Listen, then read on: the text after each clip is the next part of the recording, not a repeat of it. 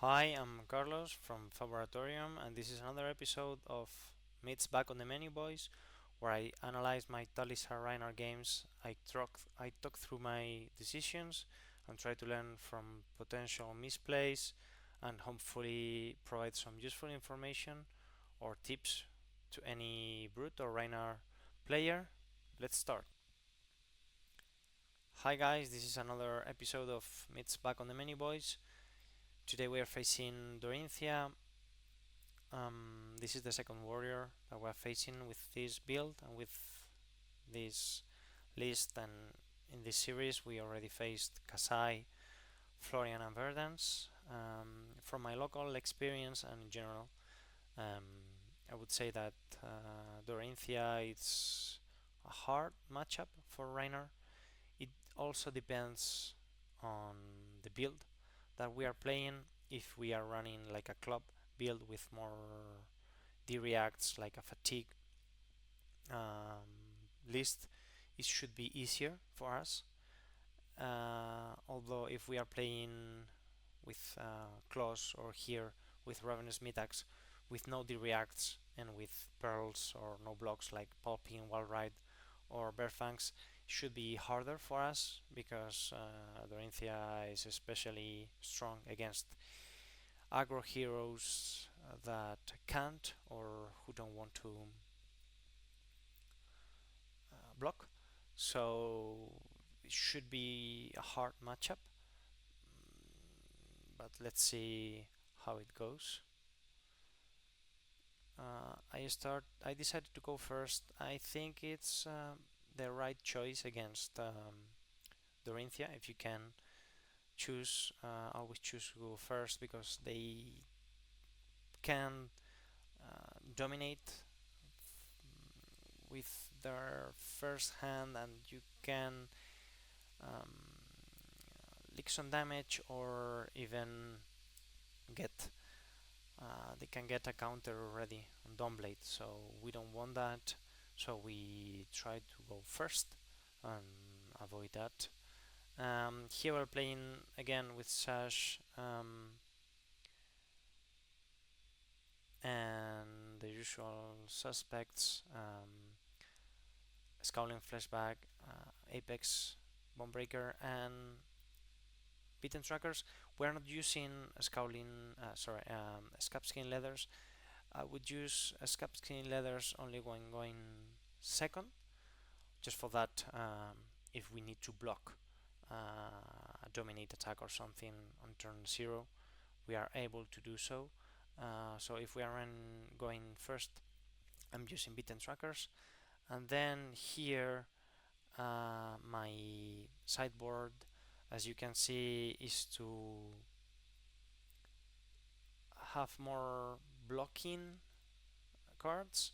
So I put the two thick height hunter that can be really useful against Dorinthia if we need to throw our hand and block 15, for example, with 4 cards and reset the counters on Dawnblade. It can be useful. I'm not running Song of Sinu, I'm not running Raise Face, I'm not running Palpin. I could be running Reckless Stampede, but we are winning the classes for sure. But it's a non-block or 0 block, so I wanted as much blocks as possible, as many blocks as possible. So let's see how this goes. And we also want some disruption with the Splatter Skulls. And let's see. We have an interesting hand here. We have two good potential um, arsenal targets, Show of Strength and Birdfangs. Mm,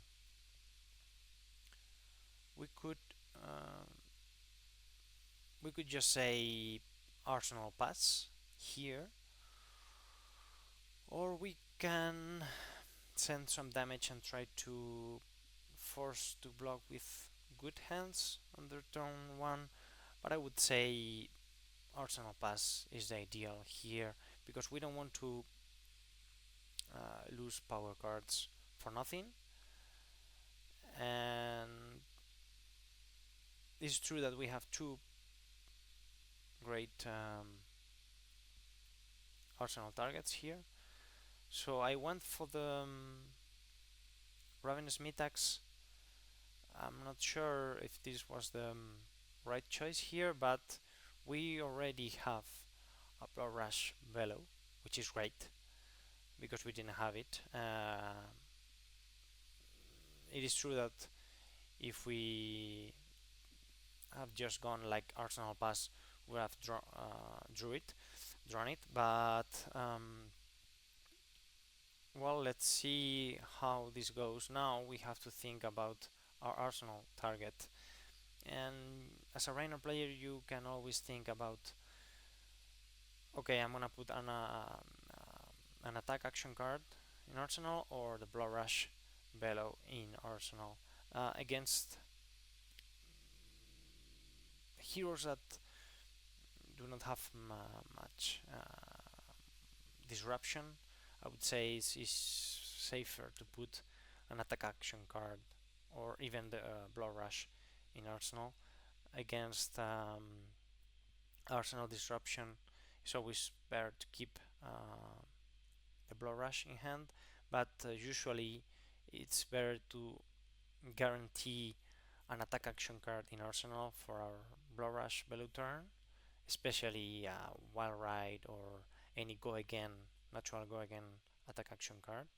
But here I decided to put, I will put the Bearfangs because it doesn't block, so I want blocking cards in my hand against Dorinthea. I think that's the right choice. And here we drew two reds, so that's not a great hand.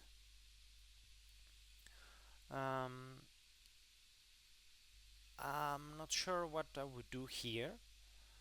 I will just say no blocks for the first swing of the weapon, and then I will see, since I can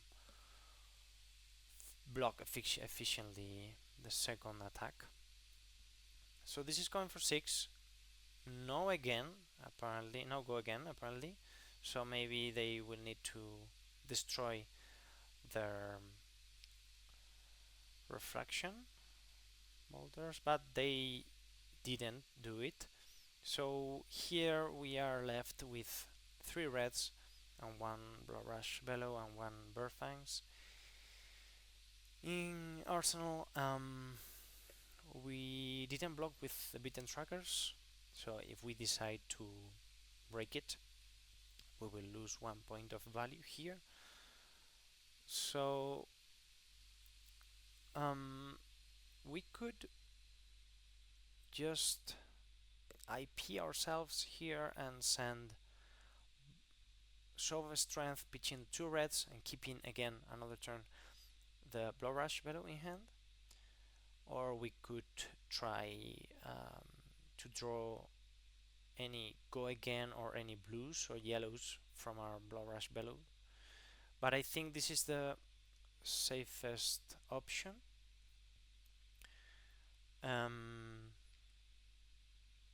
Okay, here we send that Show of Strength and they block with a Blade Fury and Aerosol response, so 2 reds, and they played 1 more red, so they probably didn't have a blue, so that's great for us. So they decided to block instead of pushing with red hand, and exactly they had just a yellow, so this is going for 6.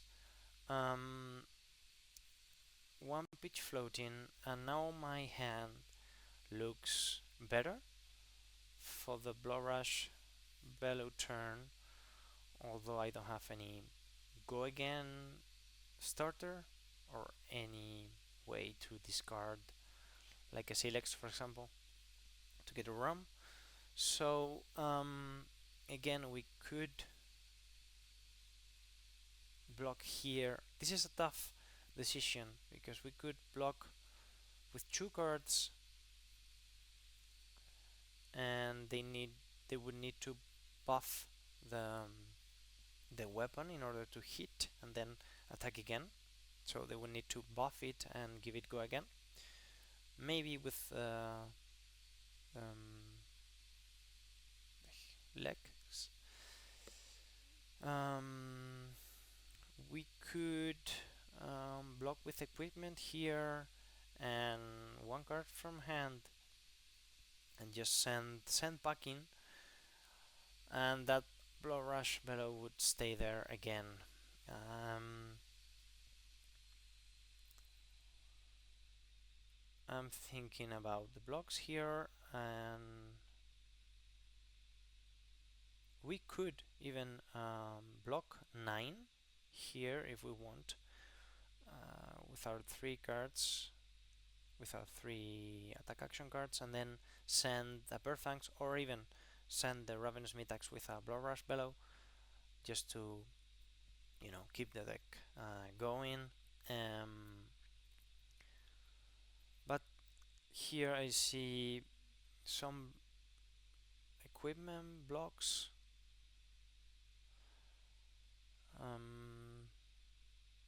If I'm choosing to block with an attack action card, I think it's smarter to block with Apex Bonebreaker instead of Savage Sass, unless I'm trying to or thinking about breaking it now. So here we are playing Blood Rush Bellow with a small hand, and we decided not to break the Beaten Tracker first. I think that's correct, since we have Ravenous Mitax and Birdfangs, who will also discard a random card, and we have another chance of breaking and destroying our Beaten Trackers. So here, since they have the Kabuto there, they are not playing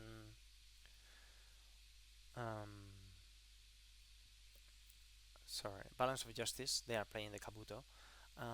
If we start with Burfangs and we decide to destroy our Beaten Trackers to attack again with Ravenous Mitax, they can just block with the Kabuto that Burfangs attack, and they will completely stop our turn. So here I think it's smarter to send the Ravenous Mitax and hopefully discard the Silex. And since we have a yellow and another yellow, 2 yellows, we are sure to be able to send the Burfangs after that if we want, after discarding and breaking the Beaten Trackers. So that's great. We discarded the Silex here, and we are again, we have 2 cards in hand. One is a red, one is a yellow. Vigorous Smash Up.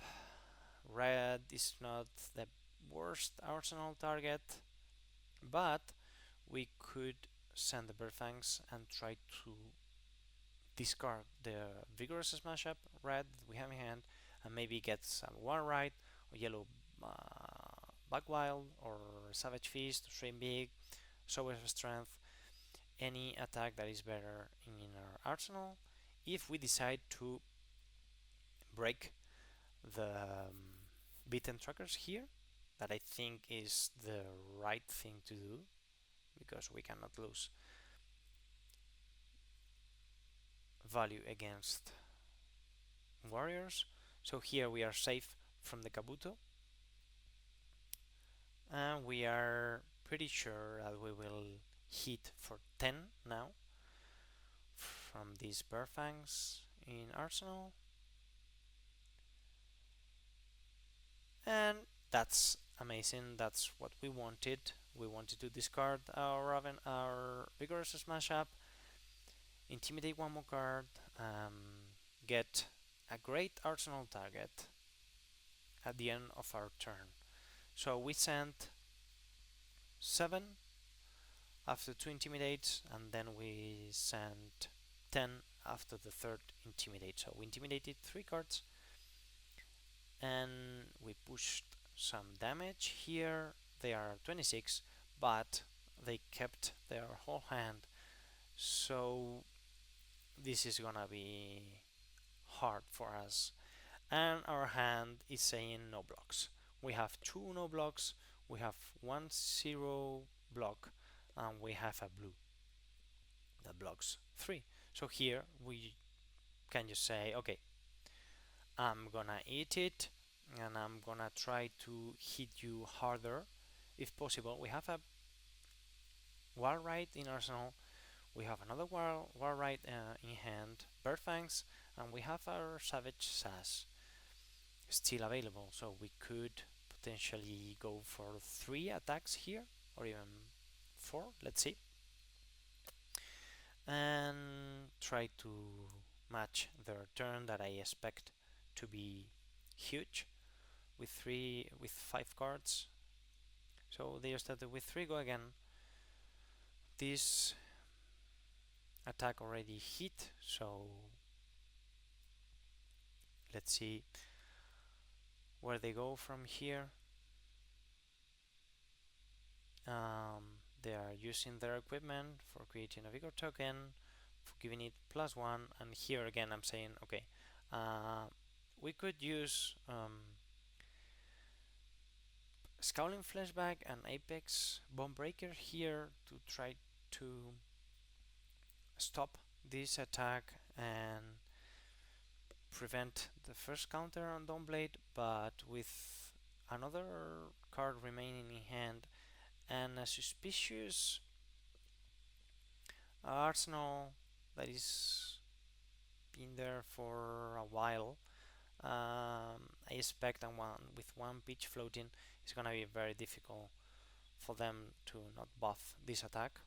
So I think we should keep our Scowling Flashback here. They will get a counter and they just IP'd themselves. So I'm thinking that maybe they have an Iron Sun response in Arsenal, or they have like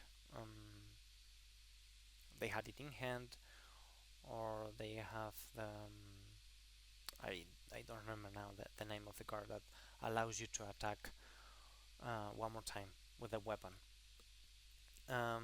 So here we have 2 blues and 3 2 cost attacks. We have to start always with the wall ride in arsenal to increase our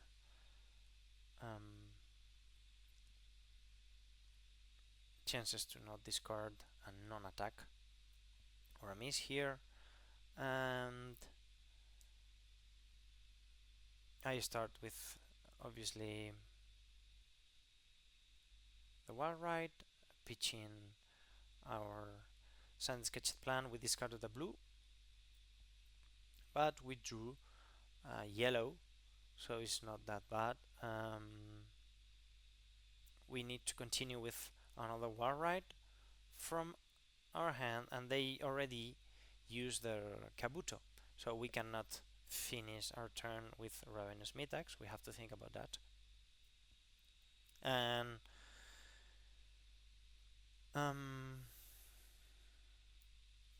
yeah, I think sending here the war ride is the right choice. They are down to 17. We're keeping 1 pitch floating, and here we have 2 options. We could send the Bearfangs and draw this card and keep 1 card in arsenal, maybe a Sandpacking, which is not bad, or even a better card in arsenal, or we could send the Sandpacking, pitching the Bearfangs, and try to get the info from their arsenal and ask them for their hand, their 2 cards in hand, if they want to keep their arsenal card. So I think both choices are correct. maybe having more info from that arsenal card would have been smarter, but I here, as I can see, I decided to go for more damage, since this is going to be a race now with one counter already on Dawnblade, 2 Vigor tokens, and we kept our card. That is not bad.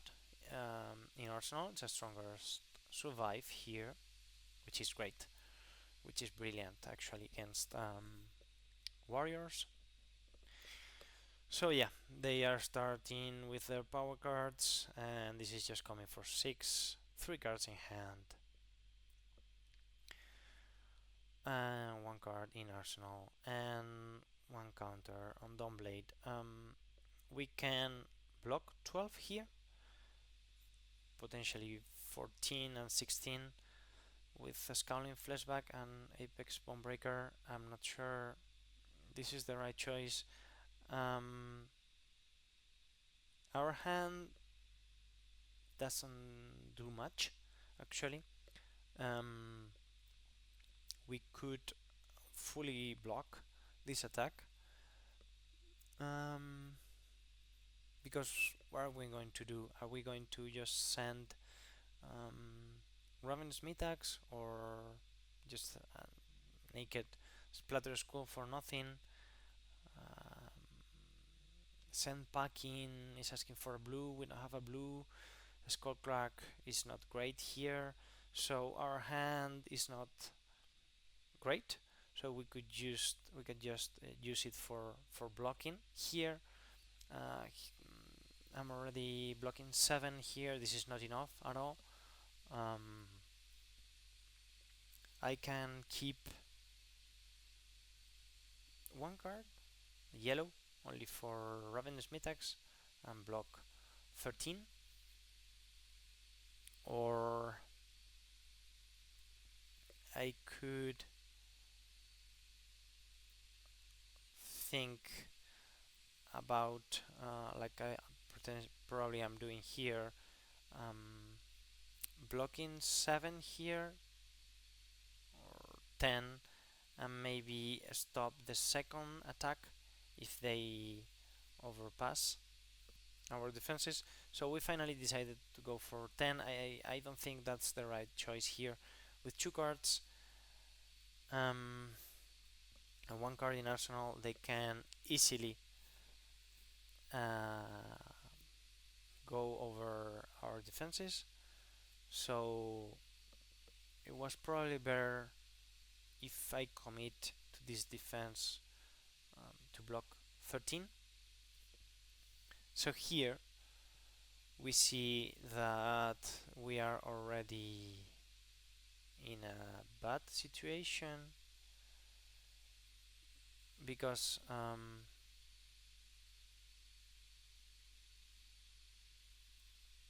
they are blocking 6, they are attacking for 6, sorry, and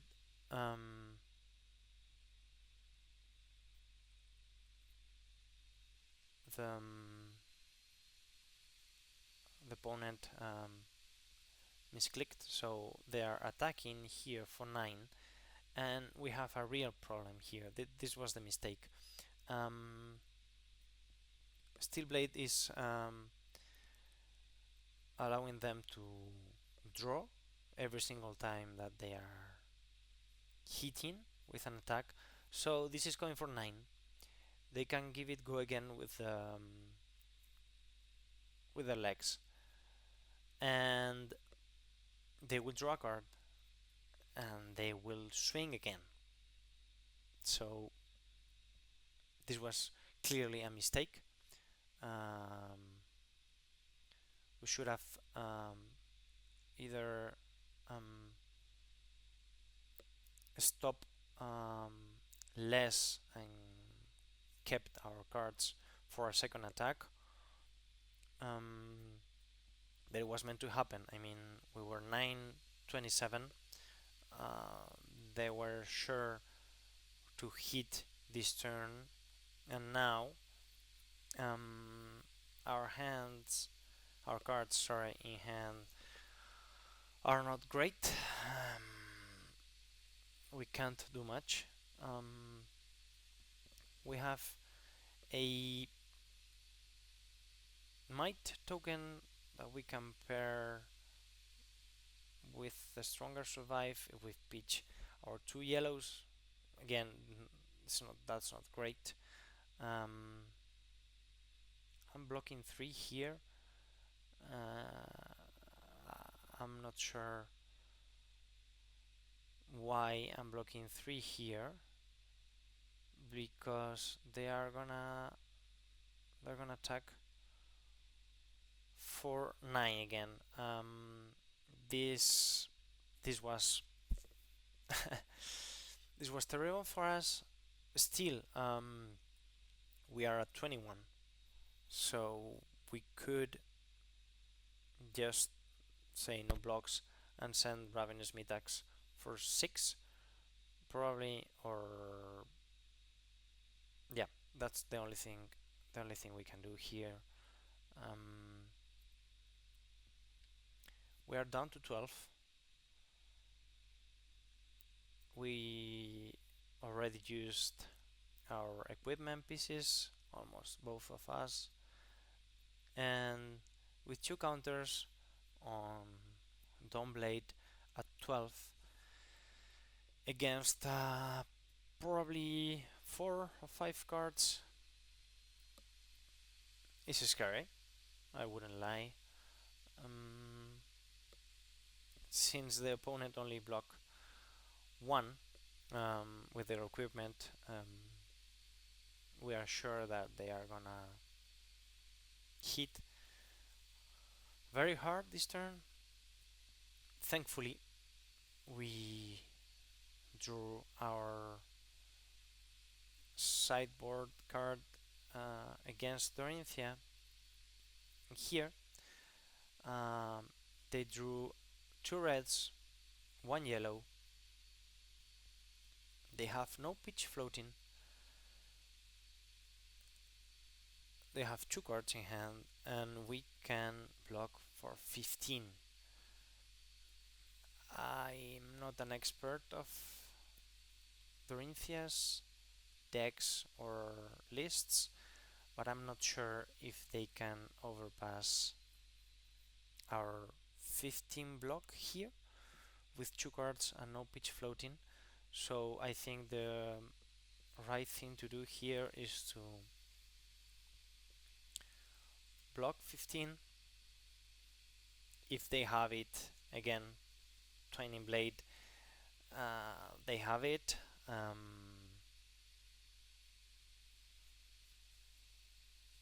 But I think here we should fully block this attack for 15 and hopefully restart their counters. Here I got scared, I don't know why.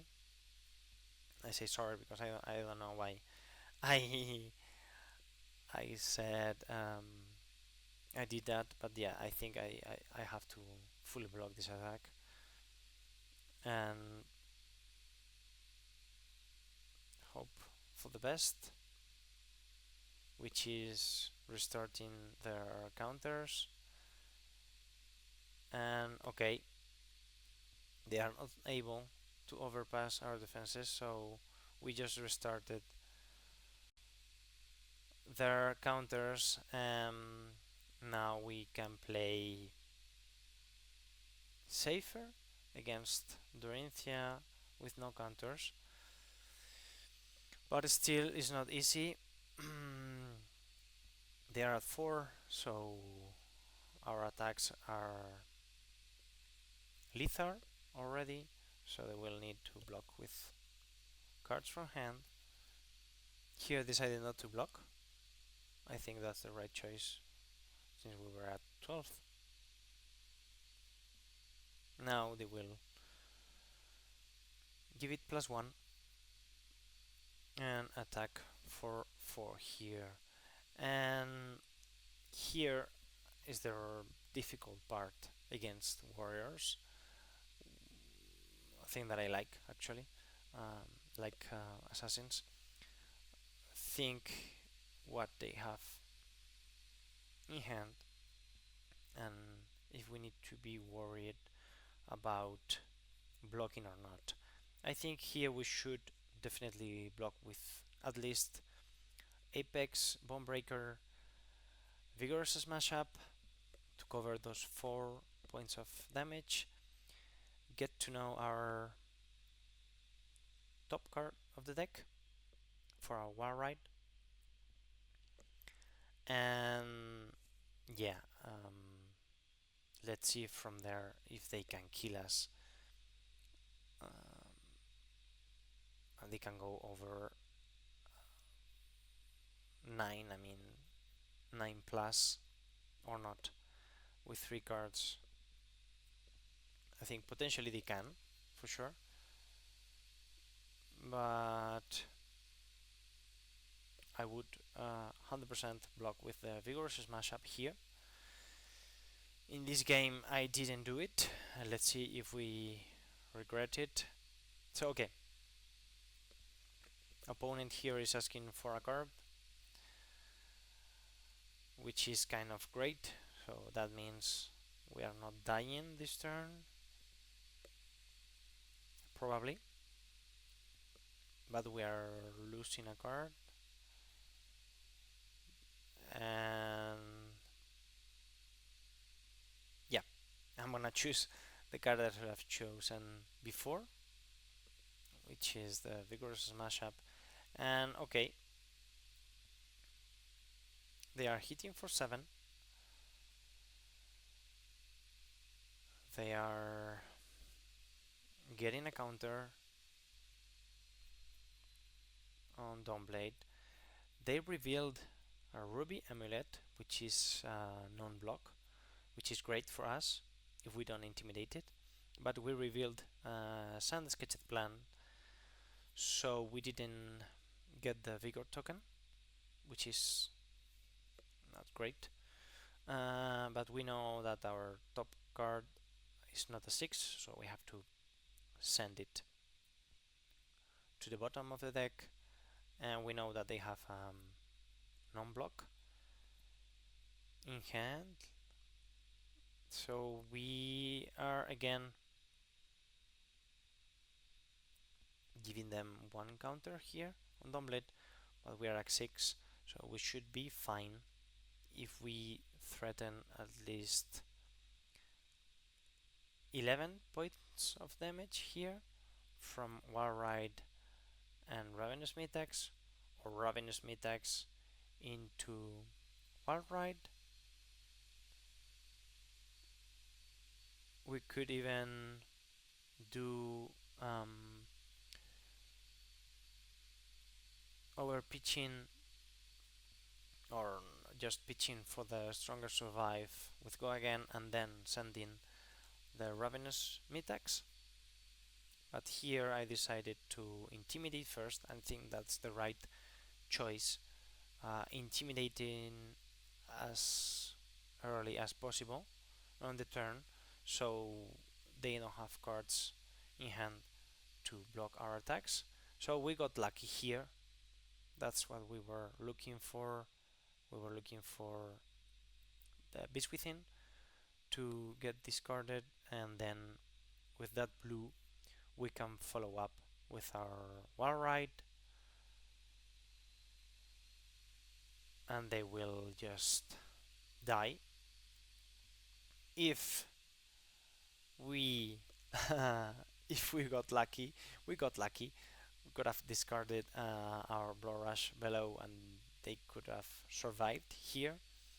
So again, this deck runs so few misses, just um, Blow Rush below, Sand Sketched Plan, and Tear Limb from Limb, but those are necessary for the deck.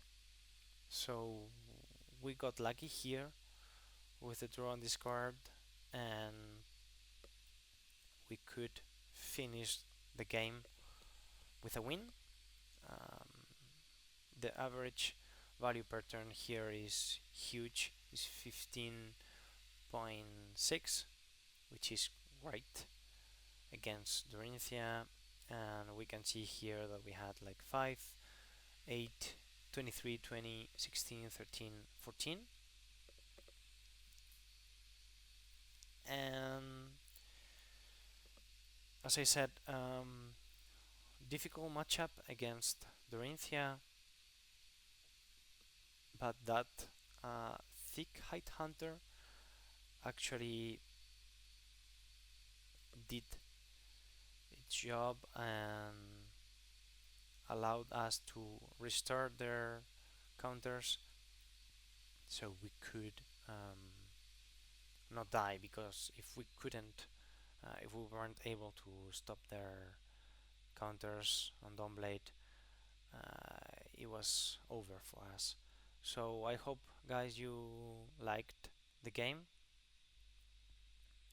that you learned something. I learned quite a lot from this game as well. So please, if you like this content, if you like these videos, this series, please leave a comment, drop a like, and hopefully see you soon with more games.